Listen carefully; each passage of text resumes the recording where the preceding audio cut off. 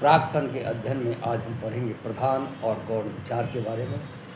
कहते हैं किसी कार्य की सफलता हो या जीवन की सफलता, हमें समय समय पर एक ऐसी तकनीक की आवश्यकता होती है जो सही समय पर सही विचार करके हमें निरंतर अग्रसर कर सके। परम पूज्य गुरुदेव इसे ही प्रधान और गौण विचार का नाम से कहते हैं।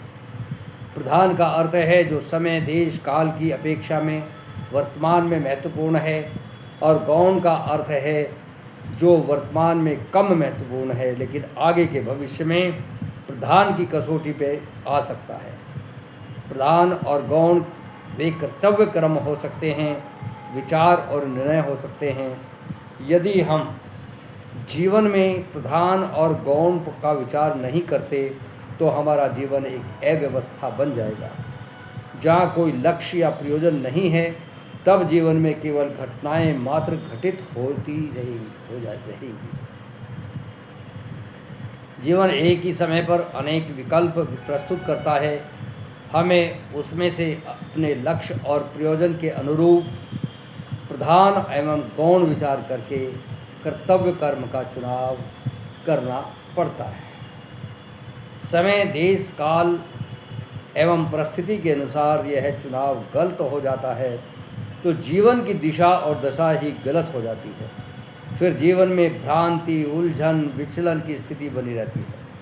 इसलिए कब किस भाव कर्म व्यक्ति को प्रधानता देनी है, कब गौण भाव से उसमें आगे बढ़ना है, इस बात का सदैव चिंतन मनन करते हुए हम अपने निर्णय लेने चाहिए। आज की भाषा में इसे प्रायोरिटाइज करना कहते हैं। कॉरपोरेट जगत में इसी सिद्धांत को ध्यान में रखकर बड़े बड़े औद्योगिक घराने अपने कार्य को गति देते हैं, लेकिन यही सूत्र हमसे हमारे जीवन में निरंतर उपस्थित हो रही घटनाओं के ऊपर भी लागू होता है। परम पूज्य गुरुदेव ने हम सबको यह व्यवहारिक सूत्र दिया है। हमें सदैव प्रधान और गौण का विचार करके अपने कर्तव्य कर्मों का चयन करना और निर्णय करना चाहिए। पारमार्थिक दृष्टि से जीवन के शाश्वत सनातन सत्य सेवा प्रधान तत्व हैं, और संपूर्ण संसार व संसार के संबंध सब गौण व शैक्षणिक है।